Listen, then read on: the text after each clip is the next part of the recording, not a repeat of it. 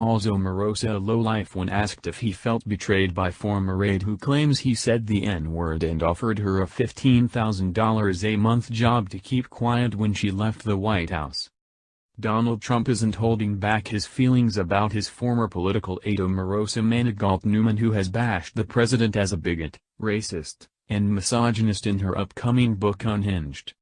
The president had no trouble sharing his jaded opinion with reporters after one asked, "Do you feel betrayed by Omarosa, sir?" Placing a hand to his mouth as if sharing a secret, he smiled and said, "Lowlife. She's a lowlife." He dropped his bombshell comment while meeting with 180 supporters from a group called Bikers for Trump in Bedminster, New Jersey on Saturday. Trump seemed to enjoy himself at the event, tweeting on Saturday, "Hundreds of Bikers for Trump just joined me at Bedminster. Quite a scene, great people who truly love our country." But he appeared to be bothered by the former Apprentice contestant's tell-all book where she claims he used the N-word and tried to buy her silence with a $15,000 a month job. Omarosa aired all her grievances about working with the president in her book that's set to be out on August 14, claiming that he behaved like a dog on a leash and barraged her with threats.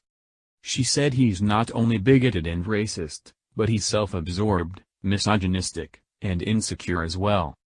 Omarosa is yet to comment on Trump's lowlife insult. She served as the senior advisor to the president and submitted her resignation in January 2018, claiming that she'd never vote for him again. "I didn't want to believe it," she writes. "I rejected what other people said about him because they didn't know him like I did. I had to go through the pain of witnessing his racism with my own eyes, and hearing it with my own ears, many times, until I couldn't deny it any longer." She says that the president even used the N-word on tape, repeatedly dropping the slur on the reality show set. However, she failed to provide that evidence. She admits that she may never be able to get those tapes, but said 3 unnamed sources described their shocking contents to her.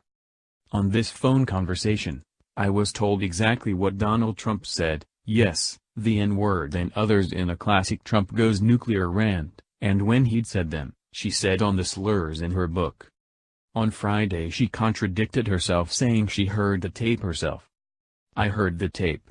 Hearing it changed everything for me," she said.